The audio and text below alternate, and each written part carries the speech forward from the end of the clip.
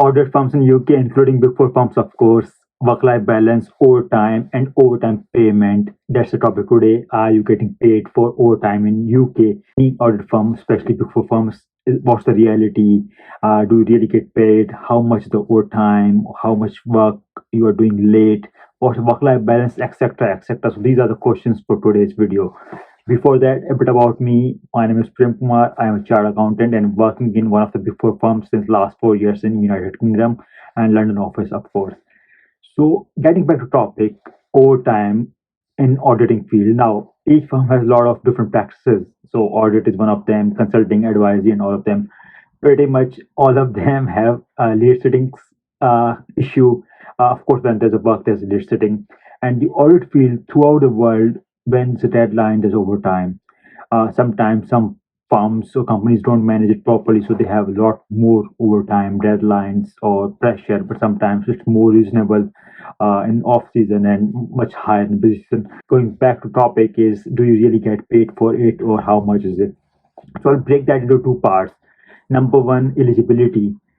So if you are in UK on a skilled worker visa, like a lot of people from outside the country, when they move to UK, they come on skilled worker visa, right? So if you are on a skilled worker visa in UK, then your visa allows you to do something more than your existing work you are being sponsored for.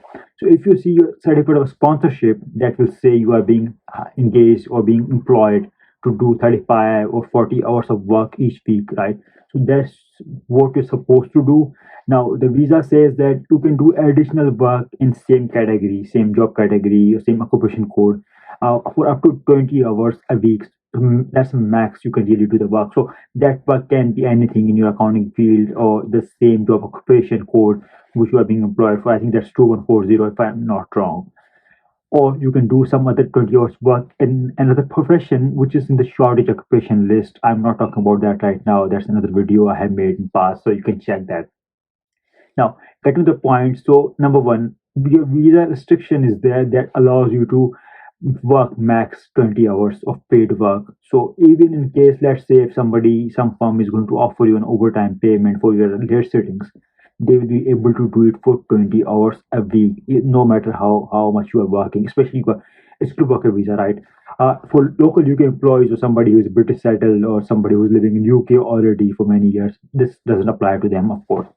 Now, second point is, do firms really pay that, right? That's the question. Now, I know none of the big four really goes for that practice of paying money, but one of the firm in top six, I think video has some payment for employees in terms of overtime or maybe some leaves in the end. So basically, the culture, I mean, this is audit, right? We always see difficult times, late sittings, etc. But what is actually being tried to do is not encourage the late sittings over times. So what's encouraged is come early, go late, no late. Of course, go early as soon as possible. So that's something encouraged. If they bring in the overtime payment, that will actually encourage late sittings.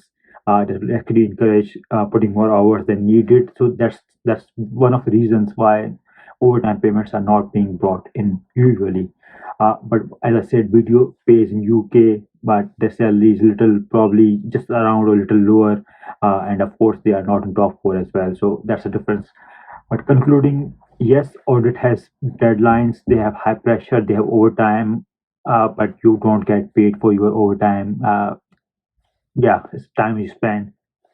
Now, one thing I would highlight, I have heard from people in different firms that if you are working really late and you know your manager is supportive of you, that of course you have done a lot of extra work than you were supposed to do, then you can probably take 1 or 2 days in lieu of that. It's just a mutual agreement.